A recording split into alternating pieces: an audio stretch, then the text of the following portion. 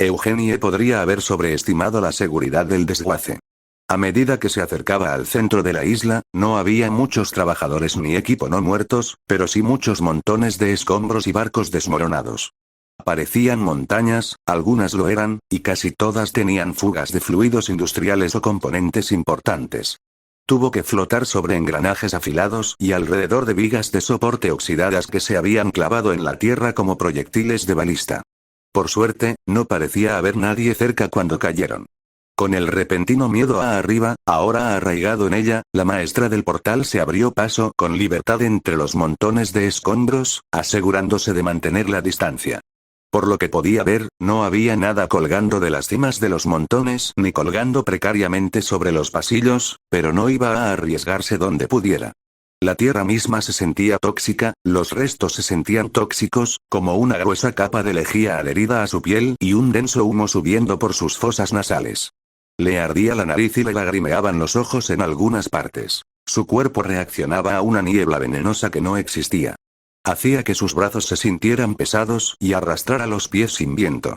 Podía sentir ojos en su espalda, pero no había nada allí, sin importar dónde o cuándo se girara. ¿Se le estaban volviendo quebradizos los huesos? ¿Se le estaban marchitando las entrañas? No podía decirlo, pero no lo dudaba. Tal vez por eso los trabajadores sacaron tanto material del perímetro de la isla en lugar de ver qué objetos de valor no reclamados estaban enterrados en el núcleo de su rescate. No podía culparlos. No es que la disuadiera. Lo que se perdieran, lo recogería siempre y cuando no la aplastaran. Algunas máquinas seguían zumbando y las hélices chirriaban con la ligera brisa. Solo entendía un poco por qué los fabricantes empleaban tanto material extra para que las aspas parecieran alas de dragón. Lona ligeramente más resistente para las velas más expuestas, telas encantables de aire más suaves, pero de mejor calidad para las hélices. Toda la estabilidad provenía de las estructuras metálicas, y algo en el material y el tejido era bueno para la aeromancia. ¿Cómo era eso? Aún no lo había estudiado. Había profundizado más en hechizos básicos e intermedios en lugar de objetos mágicos. Debería ponerme a ello. Lejos de ser carpintera, y aún más lejos de ser soldadora, no podía hacer mucho para reparar o desmantelar estas naves, ni podía distinguir qué era valioso o útil. Ninguna de las herramientas abandonadas era mejor que las del mercado que no parecían estar pudriéndose. Nada estaba en tal estado que se pudriera en su mano, pero eso no las hacía valiosas. Tuvo que excavar bastante para empezar a descubrir un rescate definitivamente intacto y sin saquear. Engranajes, resortes, tablones podridos, losas metálicas deformadas, láminas de velas de lona y una enorme variedad de otras piezas mecánicas cubrían por completo la tierra muerta y se amontonaban como un mar contaminado. Aparte de mantener su tobillo torcido por encima del desastre, no era muy difícil desplazarse. Las piezas se dispersaron y el viento silbaba entre las grietas y agujeros, desplazando los daños inestables para que su otro pie pudiera encontrar fácilmente tierra firme. Echó un vistazo a los oscuros camarotes de algunos capitanes y revisó el interior de sus proas, a menudo usando la luz de su teléfono y los grandes agujeros en los costados. Algunos al menos tenían cofres, pero muchos eran para raciones descompuestas y munición fundida para los cañones y balistas montados en las cubiertas, cuyas aberturas licuadas asomaban por los costados, donde el metal se había quemado a través de la madera carbonizada o se había fusionado con los cascos metálicos. La aventurera encontró pequeños objetos de valor, como collares derretidos, medallones cubiertos de hollín y algunos anillos y brazaletes envueltos en cilindros carbonizados que se desmoronaban como polvo en la palma de su mano al saquearlos. Ni siquiera tuvo un momento para intentar averiguar en qué se había fundido el diminuto tesoro antes de que la evidencia se convirtiera en cenizas y terrones negros no más grandes que la punta de sus dedos. Cascos perdidos hacía mucho tiempo y algunos trozos desorganizados de otras armaduras rodaban por el suelo mientras sus pasos movían las tablas del suelo. Demasiado pequeños para su cabeza y gravemente deformados por el calor extremo y las abolladuras, no tenían otra utilidad que la de ser vendidos. Los apiló en una pequeña pila al descubierto mientras investigaba otras naves. De nuevo, había muchos trozos de armadura deformada, e incluso algunas armas, enterrados en paredes de carbono soldados a las naves metálicas. Eugenie soltó todo lo que pudo, pero no esperaba obtener un precio demasiado alto por los metales corroídos y deformados de los extremos de las empuñaduras quemadas, aunque con gusto anotó mentalmente la procedencia de cada arma. Algunas de las embarcaciones más genéricas, sin decoración y estándar, parecidas a barcos, que encontró tenían lanzas cortas, escudos, yelmos de caballero sin visera, pequeñas corazas y algunas puntas de flecha combinadas. Si el fuerte de Kinder tuviera una forja, podría venderle esto a alguien de allí, pero los mantuvo separados de la mayor parte de su botín por si no podía llevárselo todo de un solo viaje. Otros barcos eran muy diferentes de las versiones de la Armada Británica, con un aire de soldados europeos, y de las versiones aerotransportadas durante la Guerra de la Independencia. Los barcos, más intactos y antes mucho más robustos, parecían haber sido utilizados por vikingos, cuyo equipo era un poco más grande que el suyo. A pesar de la fantasía histórica de que los piratas con yelmos con cuernos eran terriblemente peligrosos e imprecisos, debido al problema de tener un par de asas para arrancar un yelmo o blandirlo alrededor del cráneo, había toneladas de yelmos abollados y calientes, incrustados en las paredes o caídos al suelo. A diferencia de los trajes que priorizaban la cantidad sobre la calidad en los barcos en peores condiciones, estos eran claramente los barcos de guerreros experimentados y hábiles. Aparte de la mejor estructura y resistencia, que no era muy significativa en sus estados quemados, las armaduras de piel y metal habían durado mucho más, no se derretían tanto y no estaban muy oxidadas. Parecía un caso de soldados de infantería, como caballeros, para los hombres topo que conoció al llegar, y de soldados de alta gama, inspirados en vikingos por figuras más humanoides, aunque claramente de reinos muy diferentes. Los pobres roedores debieron de durar una fracción de lo que duraban sus homólogos con cuernos, armados con hachas ahora embotadas y dobladas, escudos de madera cocidos, insuficientemente protegidos por petos rotos y envueltos en gruesas pieles. Incluso esas no estaban tan intactas como las naves metálicas más elegantes. Los extremos menos quemados aún tenían escamas de pintura blanca y azul claro sobre las delgadas láminas, pintadas con diseños de copos de nieve y carámbanos, interrumpidas por los grandes y profundos cortes en sus costados, como si un animal enorme las hubiera atravesado. Donde no había agujeros internos de balas de cañón aún dentro y fusionados a las paredes de las naves, algo las había atravesado como si tuviera motosierras en lugar de garras. Esas usaban motores más delgados, largos y antaño lisos, pero ahora retorcidos, en la parte inferior de alas estrechas y delicadas que grandes mástiles, aunque estaban construidas con algunos remos metálicos ligeros.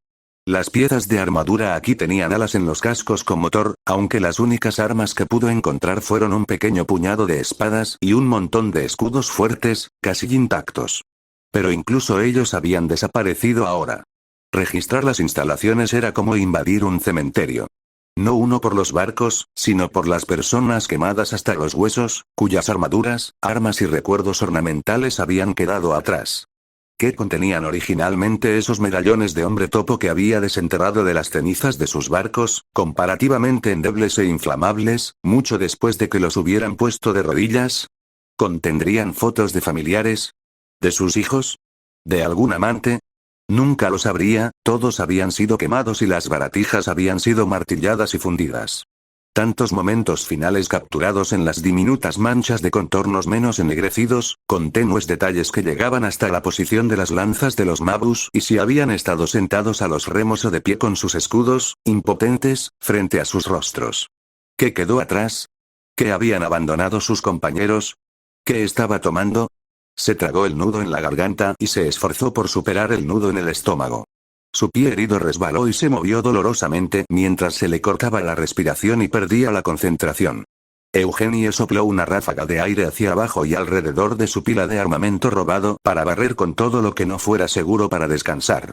Sus rodillas golpearon con fuerza contra los bordes de un panel grande, irregular y dislocado. El aire fluyó y se deslizó en espiral por sus muñecas hasta sus dedos, protegiendo sus manos del equipo derretido, opaco y abultado mientras los ordenaba y se preparaba para envolver todo lo que pudiera en su capa. Sin embargo, casi en el instante en que se quitó la capa con la cresta del dragón, una ligera brisa acarició su cabello dorado. Susurros discordantes, disonantes y distantes, como si alguien se inclinara directamente hacia su oído, llegaban a través de las agujas de metal quemado y oxidado. Hablaban sin voz, provenían de todas partes sin cambiar de dirección en lo más mínimo, silbaban inocentemente y llenaban el aire con el deseo de ser libre. Sus oídos solo encontraron silencio, sus ojos no vieron nada fuera de lo común, y su nariz solo percibió limo y moho. Sin embargo, de alguna manera, podía entender las voces inexistentes. ¿La llamaban? No, no estaban realmente allí, no hablaban de verdad. Mientras intentaba pensar que captaba una señal que no era para ella, sino que llamaba al vacío como un sos, el mensaje se hizo más claro. No era un mensaje, era un aura de poder arcano que no entendía ni podía asimilar. ¿Era algo que se suponía que debía estar sintiendo? Contaba esto como sentir. Eugenia no veía, oía, olía, sentía ni saboreaba nada, pero se le erizaron los pelos y se le puso la piel de gallina. Estaba sintiendo algo, pero nada tangible ni físico. Ella no estaba experimentando esto a través de su cuerpo. Lo estaba sintiendo a través de la magia. ¿Era esto lo que significaba sentir magia? Fuera lo que fuese, la siguió. El aura la guió no directamente a través de las pilas de objetos rescatados, sino alrededor de ellas y a lo largo de los lados como una ráfaga que sigue el camino de menor resistencia. Se desvió de su curso varias veces, ya que la corriente no conducía directamente a la fuente, su poder se extendía en todas direcciones, alcanzando todo el laberinto de ruinas. Solo cuando la corriente comenzó a desvanecerse se dio cuenta de que se había equivocado de camino. El rastro la llevó de vuelta a donde la pila de tesoros había estado descansando sobre su capa unas cuantas veces antes de que su mapa mental comenzara a atar los bucles y recorriera la lista de giros que la llevaron justo más allá del centro de la magia que fluía. Una sola nave oxidada, desgarrada y medio derretida que aún silbaba en silencio con un poder sellado que solo ella podía sentir.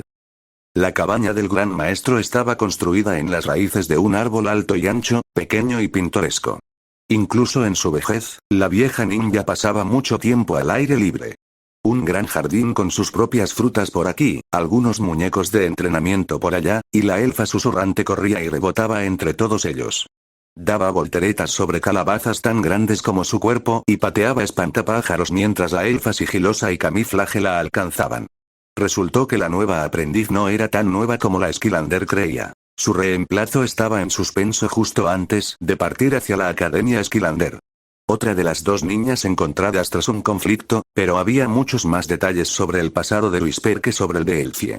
La habían encontrado de niña, bajo el cuidado exclusivo de su árbol, antes de que el gran maestro le consiguiera ropa, entrenamiento y un techo. Los padres de Wisp fueron víctimas de una invasión a pequeña escala.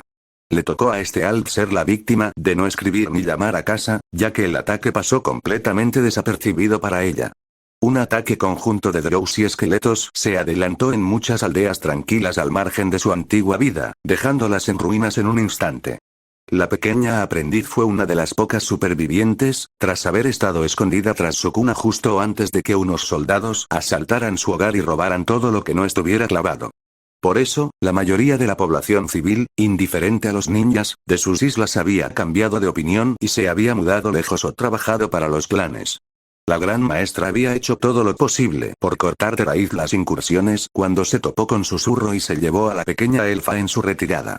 La elfa sigilosa ni siquiera vio la elección de su reemplazo antes de que los ataques se adentraran cada vez más en el bosque, siendo rápidamente masacrada en masa por una mezcla de los ninjas con los que había crecido y entrenado, y el propio bosque. Ni siquiera su clan y su druídico favoritismo por la naturaleza se salvaron de la repentina animación y los ataques del bosque. Nadie supo qué causó el repentino alboroto. Elfie ni siquiera lo vio, solo que no cesó cuando los drows y los esqueletos fueron derrotados, y que la pequeña superviviente se adentrara en el bosque era una guerra continua. Desde entonces, casi nadie había podido entrar en el corazón del bosque. Rara vez se volvía a saber de quienes no habían hecho caso a las advertencias de los ancianos. Quienes sí lo habían hecho apenas podían caminar, con frecuencia caían en extraños venenos y necrosis poco después, y abandonaban la isla a toda prisa. No es que las historias molestaran a la elfa susurrante, si es que prestaba atención mientras apuñalaba rápidamente el pecho de algunos muñecos con sus estacas de madera. Sería una buena combatiente no muerta si no fuera del elemento vida. ¿Qué hay en el bosque?, preguntó Elfie mientras su gran maestro abría la puerta y le daba la bienvenida al Skylander, indicándole a Whisper Elf que se acercara también. La anciana se encogió de hombros mientras la niña entraba corriendo por la puerta. Cadáveres que caminan, enredaderas que estrangulan, flores hambrientas. Si una planta en movimiento pudo descifrarlo o si es un hechizo de vida, ya ha sucedido. Ninguno de nosotros ha podido encontrar la causa ni un contrahechizo. Empezamos a creer que se ha formado una plaga. Pero el bosque no ha estado creciendo, señaló Elfie. Su gran maestra movió una oreja puntiaguda e inclinó la cabeza. Las plagas hacen que la tierra de la que forman parte crezca sin control y devore otros ecosistemas, pero el bosque solo estaba rebrotando sobre esas aldeas cuando llegué. Si fuera una plaga, lo sabría. Ya habría empezado a conectar e infestar un montón de otras islas, explicó. Podría ser un musgo de la prole o simplemente una bruja. Debería poder descartarlo y también aunada si puedo ver a los zombies. Se encogió de hombros. La elfa susurrante entró en la cabaña como un rayo mientras el gran maestro reflexionaba y se apartaba el denso cabello de la cara. No hemos encontrado un tallo de musgo de procreación, así que no se está propagando entre la gente. Entonces debería ser una maldición avanzada de bruja o hada. Este Alt Elf comenzó mientras sus manos se dirigían hacia las bases de sus dagas de colmillos. Camuflaje le indicó a su alumno que parara. No te preocupes por eso ahora, ni siquiera te has quitado la mochila. La Skylander parpadeó y se dio cuenta antes de quitarse la bolsa de los hombros. Me olvidé de esto. Su vieja maestra rió entre dientes y le despeinó el pelo con la palma de la mano. Un pelo con el que había pasado un tiempo frustrantemente largo forcejeando en la madrugada, añadió mentalmente. Recuerdo cuando arrastrabas esta cosa. La anciana coqueta la recibió y cerró la puerta suavemente tras los 3 elfos del bosque. Susurra, querida, ¿podrías traernos un té? La niña había estado paseándose impaciente antes de que le dieran la tarea. Todo su pequeño cuerpo se animó y entrecerró los ojos con una gran sonrisa tras su pañuelo marrón. Sí, señorita Camuflaje. En una nube de humo verde, la pequeña estudiante desapareció y el sonido de algunas ollas y sartenes resonó en la cocina. Nunca podría llamarla así. La absoluta naturalidad del asunto fue como un gancho en una mandíbula de cristal. Había pasado toda su vida haciendo lo mejor que podía por el gran maestro y Sensei Ambush, triunfando como un floreciente jardín de flores o un pájaro cantor revoloteando de plumas brillantes con la anciana con la que estaba en la misma habitación cuando sucedió, y esta aparece como si el ninja mayor fuera su abuela. ¿Qué hizo esta chica? ¿Qué tenía sobre este Alt Elf? No era una Skylander, no regresó de nada en un triunfo absoluto, ¿verdad? ¿Dónde se equivocó? Una mano la golpeó frente a su cara varias veces. ¿De Skylanders a este Alt? Su gran maestro la sacó de sus pensamientos y la invitó a sentarse a descansar. Disculpas, gran maestro, no volverá a suceder. Camuflaje volvió a despedirla con la mano. Nada de eso. Se inclinó sobre la mesita de madera junto al sofá y la ventana, y luego asintió levemente en dirección a la cocina. ¿Qué te está molestando de ella? Nada, Camuflaje, ¿te ha ido bien con ella?, insistió este Alt Elf mientras se llevaba la mochila a un lado. ¿Crees que puedes mentirle a tu vieja? Se rió como si hubiera contado un chiste. Elfie tragó saliva y tamborileó con los dedos sobre la madera redonda. Simplemente, asumí que era especial, admitió. La gran maestra extendió la mano con cuidado, desabrochó las hebillas doradas de sus guantes de cuero y tomó con delicadeza las manos de la joven elfa. Su rostro anciano se suavizaba bajo la máscara. Sus labios parecían un poco agrietados, pero eso no afectó a su mirada paciente y sin pupilas. Y tú lo eres, Alt, fuiste una estudiante tan excepcional que nadie podría compararse contigo. No daría ese tiempo por nada del mundo, explicó mientras pasaba el pulgar por las numerosas y ásperas líneas de antiguas cicatrices de entrenamiento que cubrían su palma. Ningún aprendiz de los clanes podría compararse contigo. Tus habilidades, tu velocidad, esa mente brillante. No, jamás podría reemplazarte. La anciana rió de nuevo, satisfecha, antes de apretar suavemente las cicatrices de Elfie y arañar concienzuda y repetidamente su piel verde y pecosa. Pero tú fuiste el primer intento. Te di todo lo que necesitabas para ser una niña, no lo que una niña pequeña necesitaba para crecer. Tuviste que descubrirlo tú misma. ¿Qué más da, siempre y cuando yo prevalezca y me mantenga por delante de todos mis compañeros? Insistió Elfie. Ya basta de formalidades, gruñó su gran maestro. Entonces, ¿cuál es la diferencia? Ajustó su discurso y lo intentó de nuevo. Y eso es exactamente de lo que hablo, suspiró Camuflaje. Whisper no está aquí para reemplazarte, eso sería imposible. Está aquí para ser una joven curiosa que aún aprende sobre el mundo. Tú eres la prueba que la hizo posible. No se está entrenando para ser mejor que tú, y no se supone que lo sea. El corazón le latía con fuerza. ¿Así era para Spiro estar cerca de On? No sabía con qué frecuencia hablaban, pero era todo lo que podía imaginar. ¿Así que estoy mejor? Se atrevió a albergar esperanzas. Camuflaje sonrió con exasperación y satisfacción. No es una competencia, Alt. Luego se inclinó de nuevo. Pero no necesitabas que el premio de entrenamiento fuera una barra de chocolate para demostrar tu potencial. Acabas de decir que no era competencia, señaló Elfie. Lo hice. Camuflaje sonrió. Pero también dices que ella no tiene mi empuje, continuó. Y está bien. Tuve que aprender mucho entrenándolas primero, pero ambas son mis hijas, confirmó el anciano. Listo. El elfo susurrante apareció con unas cuantas tazas de té. Era un té afrutado, el favorito del gran maestro, aunque este alt elf prefería acompañarlo con hongos molidos. Resultó que había crecido mucho, ya que necesitaba el firme apoyo con el que Whisper se apoyaba para sentarse a su altura.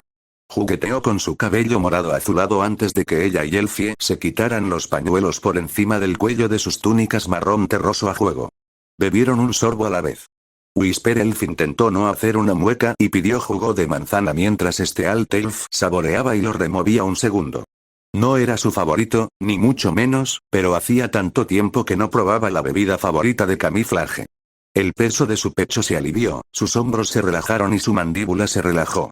Aparte de unos pocos paquetes obsoletos enviados por un sistema postal que solo podía ser tan lento debido a los envíos a través de Skyllands, junto con algunas breves y concisas cartas de actualización que dejó de enviar a mitad de su año de cadete, ni siquiera había tenido contacto con este antiguo bosque.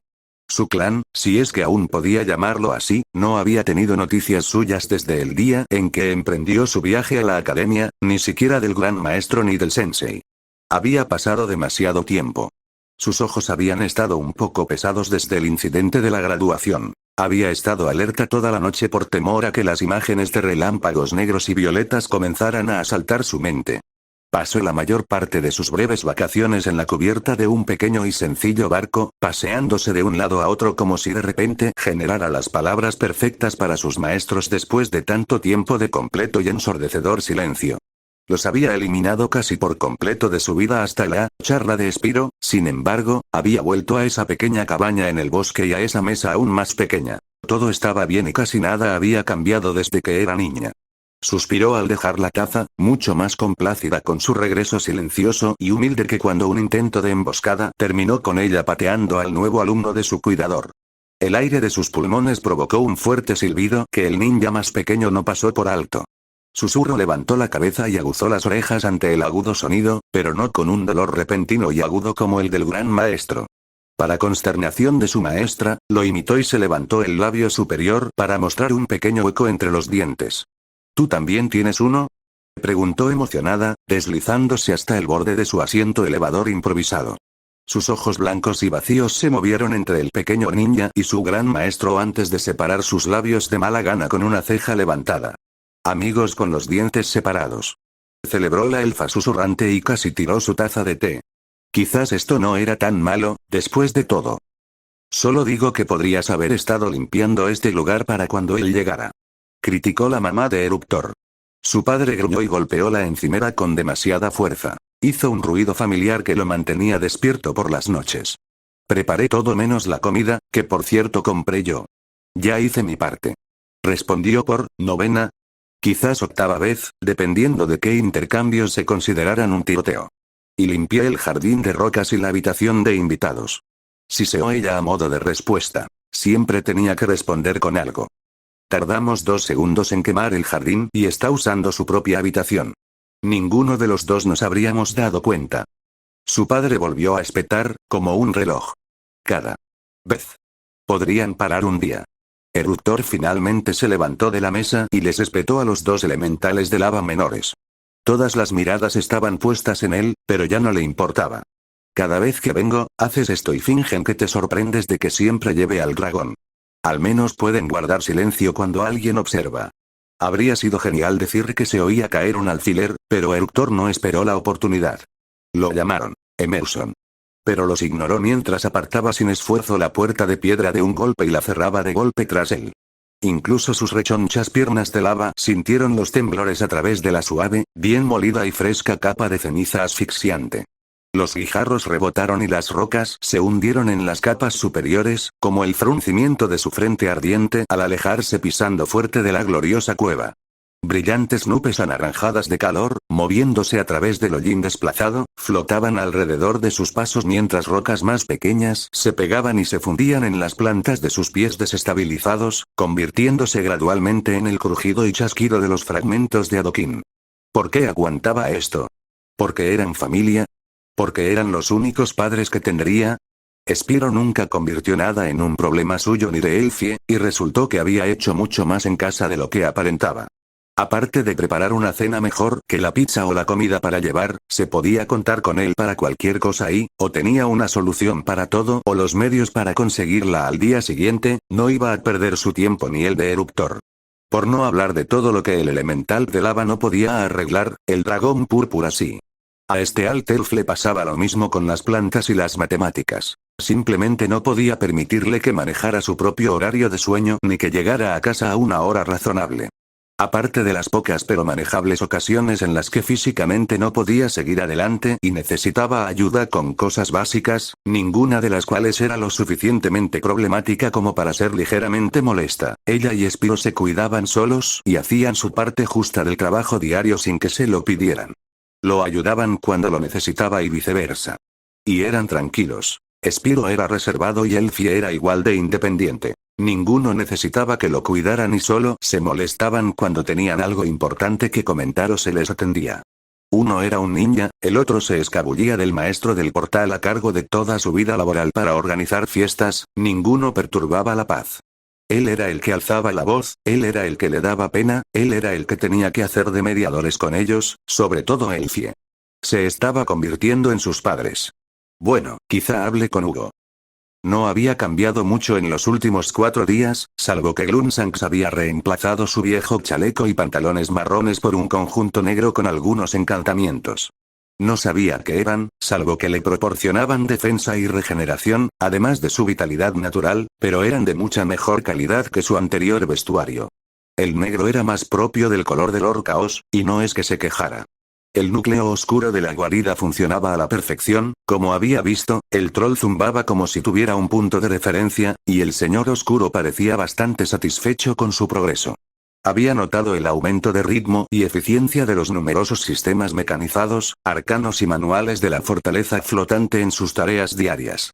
Las trampas electrificadas parecían engrasarse solas, y su lector comentó que tenían un impacto mucho mayor del que deberían haber soportado. El simple contragolpe de sus articulaciones debería haber pulverizado las puntas de acero hasta dejarlas inservibles, pero estaban tan afiladas como siempre y no muchas necesitaban pulirse.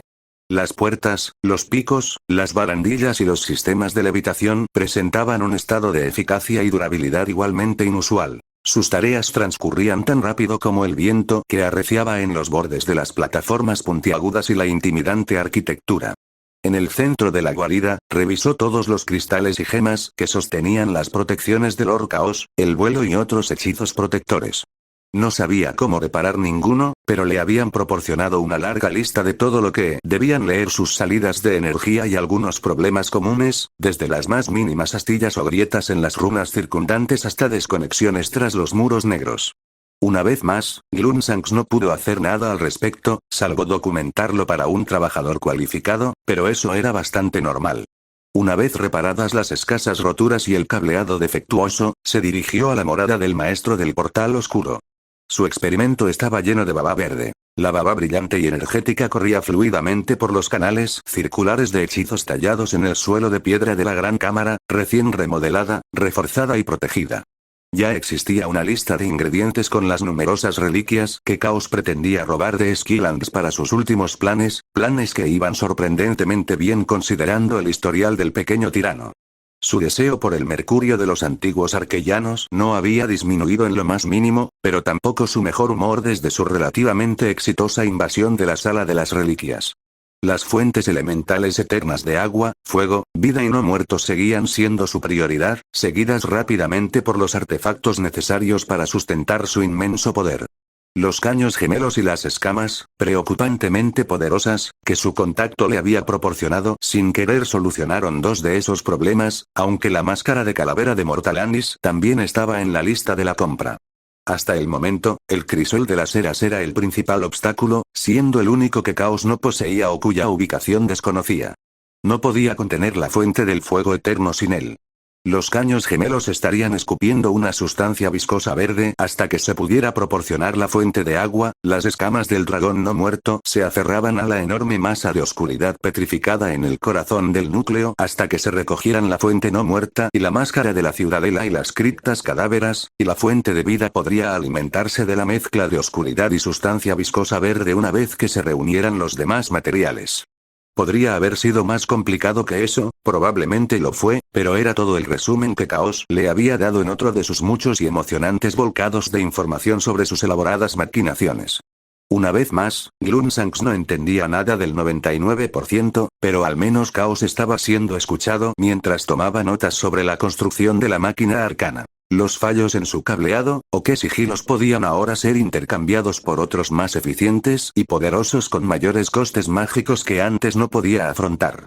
Desde que conectó ese trozo aleatorio de increíblemente pura oscuridad petrificada al experimento, todo pareció encajar.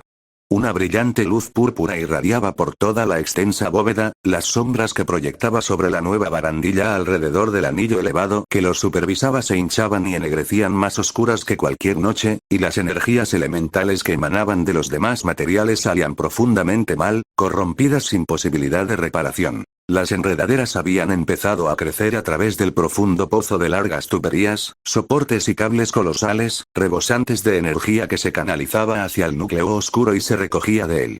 Sin embargo, distaban mucho de la flora vibrante y saludable que anhelaba ver desde las profundidades de los contaminados y sobreindustrializados páramos, fábricas y campos de batalla troll. En absoluto estaban cubiertas de hojas verde brillante, tan grandes que se convertían en plataformas y flores florecientes que podían usarse fácilmente como coloridos macizos con mínimas modificaciones. En cambio, estaban podridas y oscuras. Raíces oscuras, duras y secas, y micelio gris oscuro se entrelazaban y se fundían con la estructura, sujetaban la maquinaria en su lugar y protegían las runas mágicas con hojas astilladas y descoloridas. Las espinas de las enredaderas oscurecidas no eran ni de lejos naturales. Carecían de cualquier semblante de rosas o zarzas, más asociadas con las tierras muertas sin vida, y eran desproporcionadamente grandes, hechas de hueso blanco blanqueado. Cada una se curvaba hacia arriba en dirección al reluciente cristal oscuro. Sus puntas y bordes exteriores se volvían gradualmente morados, especialmente en los más cercanos a la oscuridad petrificada. El refrigerante que fluía por las tuberías transparentes del exterior y a lo largo del dispositivo era de un gris nauseabundo, lleno de toxinas y otros contaminantes, a pesar del agua limpia que se había añadido al sistema.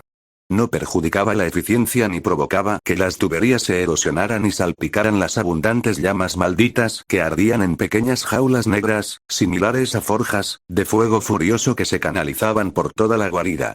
Cada motor encendía forjas para armas, armaduras y máquinas, activadas o sostenidas por esbirros diseñados y suministrados para defenderse de cualquier esquilander. Sin duda, contribuía a las líneas de gemas y crecimientos de oscuridad petrificada que recorrían toda la fortaleza. Más bulbos cancerosos se aferraban a las paredes a medida que las enredaderas subían por un pequeño hueco en el techo para poder instalar más cables y tuberías y extenderlos entre las piedras oscuras. Algunas de las grietas de los no muertos se asomaban por los huecos del cemento y las púas a lo largo de las paredes interiores apuntaban hacia el núcleo oscuro como las que crecían directamente en la maquinaria, enderezándose y revirtiéndose a medida que la infestaban. El moho y los hongos comenzaban a tomar forma, esparciendo esporas mezcladas con los inicios de nuevos crecimientos de cristales lejos de estar listos para ser cosechados, pero filtrándose por la ventilación para encontrar su lugar de descanso. Caos, cesando los constantes rayos negros y llamas malditas que se dirigían a puntos estratégicos a través de la sofocante neblina de oscuridad pura, notó la presencia del troll y se giró. Gloomy. Lo saludó con una sonrisa de dientes afilados. ¿Ha llegado el correo? Sacó una nota mal doblada del bolsillo de su chaleco. Aquí mismo, señor. Troles, drows, cíclopes, orcos, ciertos no muertos y aquellos conocidos por su corrupción hasta la médula eran los únicos que podían enviar y recibir cartas sin que dispararan a sus mensajeros al instante. Tal era el precio del secreto más fácil de guardar y quemar de una carta, pero era una que Lord Chaos consideraba valiosa. Menos torres de señales con las que cruzar cables, menos posibilidades de que alguien sorprendentemente competente interceptara lo que no necesitaban ver. No es que recibiera mucho correo, pero incineraba a la mayoría de quienes lo traían. El correo de hoy, a diferencia del 90% de los demás, incluyó una sola carta del ejército troll bajo su mando. Si bien no contaban con la financiación ni el poder del que controlaba Lord Caosandra, sin duda estaban especialmente dispuestos a destruir todo en nombre del maestro del portal oscuro y a contenerlo antes de tomar lo que él les pidió que no destruyeran. Era una fuerza leal y de calidad razonablemente buena, compuesta por una mezcla de guerreros veteranos y novatos desde el día en que se ganó su favor. Una decisión que tomó basándose en lo que su madre más desaprobaba y que seguía siendo muy útil. El único inconveniente fue que Caosandra aprendió a no compartir sus notas sobre todo lo que él hacía. ¡Excelente!